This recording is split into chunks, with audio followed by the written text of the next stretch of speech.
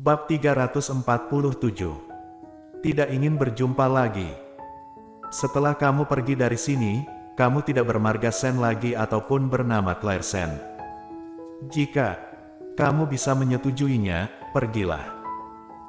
Andri Han tersenyum dan berkata lagi, kakak pasti akan menghormati pilihanmu, tidak peduli dengan situasi yang kamu pilih itu apa. Claire Sen mengambil berkas itu, dan dia menyimpannya. Aku akan pergi dari sini.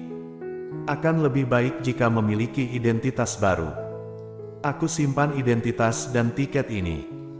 Terima kasih Sekretaris Su, terima kasih. Kak, Sekretaris Su akan pergi bersamamu. Dia akan mengatur segalanya untukmu. Ketika sampai di sana, hiduplah dengan tenang. Aku akan pergi menemuimu setelah aku menyelesaikan semua masalah yang ada di sini. Setelah mendengar itu, Claire Sen memandang Andri Han dengan tercengang, apakah kamu juga akan datang? Cukup, ini sudah larut, kamu dan Sekretaris Su harus mengantri masuk. Siska Su mengangguk dan mengambil tas dari tangan Claire Sen, ayo pergi Nona Han. Sebuah kalimat, Nona Han, menarik kembali pikiran Claire Sen. Ya, mulai hari ini dia bukan lagi Claire Sen. Dia bermarga Han dan namanya Audrey Han. Setelah melewati proses pengecekan, Claire Sen tidak bisa menahan diri untuk melihat kembali ke arah Andri Han berada. Dia berdiri di sana dengan senyum lembut yang lembut dari bibirnya. Oke, selamat tinggal, Kota Utara. Dan Andri Han, saudara yang baru saja dikenal. Dan semua orang. Akhirnya, selamat tinggal Golden Ye. Berharap agar dirinya tidak akan pernah bertemu lagi dengannya. Mulai sekarang, dia adalah Audrey Han, bukan Claire Sen lagi. Dia akan menjalani hidup yang baru. Tanda pisah. 5 tahun kemudian, langit di kota Suzhou yang sangat biru dan cerah. Glenn, aku hitung sampai 3, cepat kembali kepadaku. 1, 2, 3. Seorang balita laki-laki yang lucu dari jauh lari ke sisi Gita. Gita tanpa basa-basi mengulurkan tangan dan menarik telinganya. Oke, aku baru saja pergi sebentar dan kamu sudah membuat masalah. Beraninya kamu mencium pipinya. Kamu tidak melihat kalau gadis itu menangis. Glenn tidak mau kalah, sakit, bibi Gita lepaskan. Kalau tidak aku akan memberitahu Momi kalau bibi Gita memarahiku. Oke, pergi lapor saja. Kamu kira aku akan takut padamu, jadi kamu mau melapor. Nanti, jika Momimu datang, aku akan memberitahumu Momimu. Glenn Han adalah anak kecil yang tidak tahu malu, diam-diam mencium anak orang lain. Lihat bagaimana dia menghukummu. Hah. Glenn berkata dengan marah, Momi sangat lembut, jadi dia tidak akan menghukumku. Dan dia sangat pintar, jadi dia tidak akan tertipu oleh bibi Gita. Saat mereka berdua berbicara, sosok ramping dan berjalan menggunakan sepatu hak tinggi menghampiri mereka. Wanita itu mengenakan gaun panjang ramping berwarna kuning muda. Desain kerah dan dasi kupu-kupu acak di leher membuatnya tampak fashion. Lihat, Momimu sudah datang. Aku akan memberitahu ibumu. Bu. Glenn menahan tangan Gita dan dengan cepat bergegas ke depan, meraih lengan baju Audrey Han. Bu, kamu sudah datang. Glenn sudah lama menunggumu. Gita mengikuti langkahnya dan berkata, ya, benar, kamu menunggu ibumu, sambil mengganggu seorang gadis kecil yang imut. Mendengar itu, bibir merah Audrey Han meringkuk, dan kemudian dia mengangkat tangannya untuk melepas kacamata hitam yang ada di wajahnya, memperlihatkan wajahnya yang menakjubkan. Dia sedikit membungkuk. Glenn, apa kamu melecehkan gadis kecil lagi?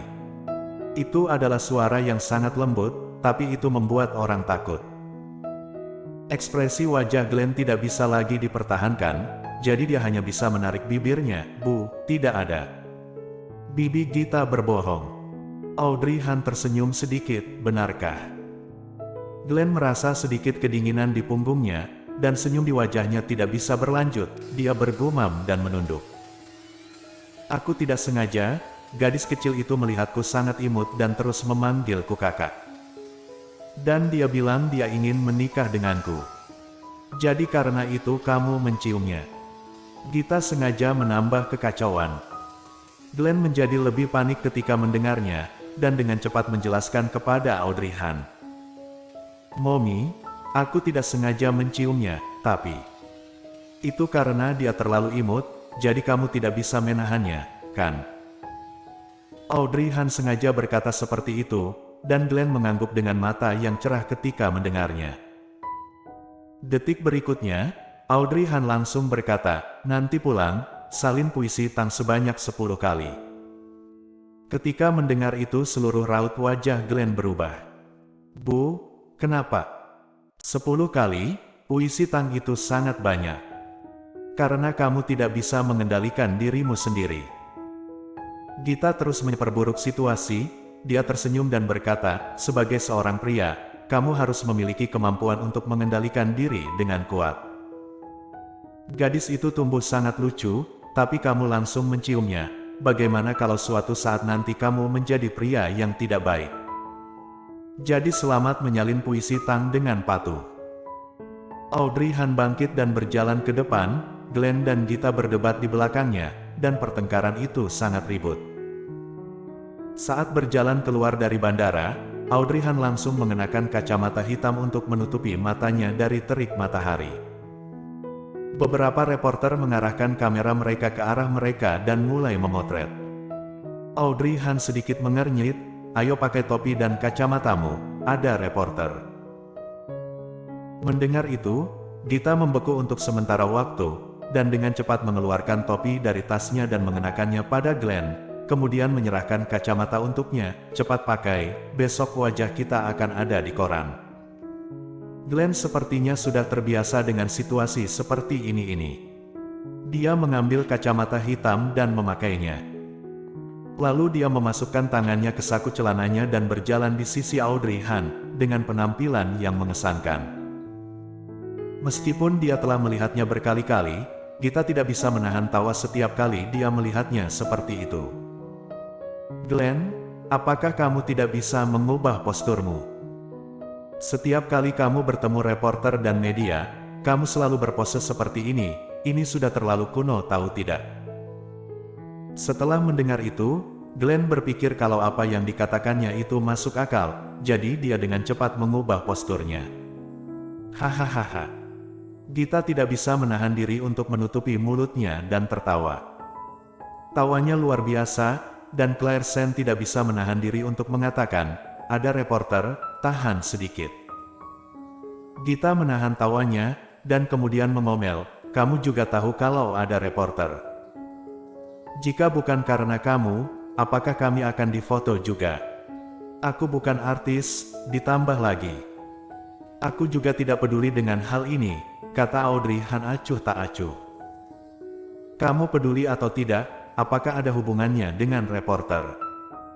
Yang mereka pedulikan adalah apakah mereka dapat mengambil foto dan informasi, agar bisa memposting artikel ketika mereka kembali. Bersambung.